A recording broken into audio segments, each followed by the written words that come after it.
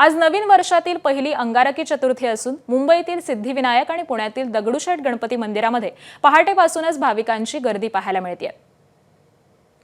तर ही दोन दृश्य आपण पाहतोय, मुंबई आणि पुण्यामधून सिद्धिविनायक मंदिर आणि त्याचबरोबर पुण्यातील दगडूशेठ गणपती मंदिर इथं भाविकांनी सकाळपासूनच दर्शनासाठी मोठी गर्दी केलेली आहे।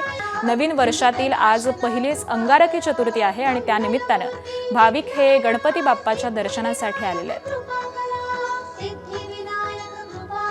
तर दरम्यान पुण्यातल्या दगडूशेठ मंदिरातून शिवानी पांढरे हिने अधिक आढावा घेतलेला आहे, आपण पाहूया।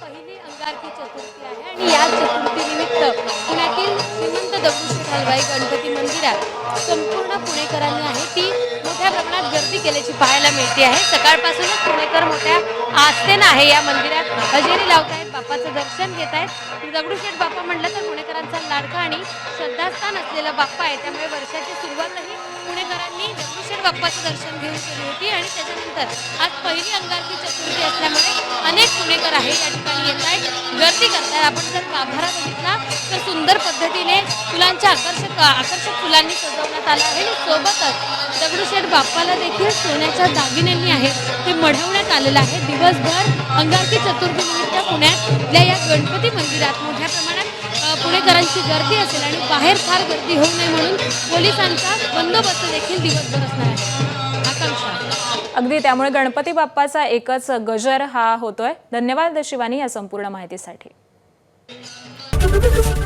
एबीपी माझा, उघडा डोळे बघा नीट।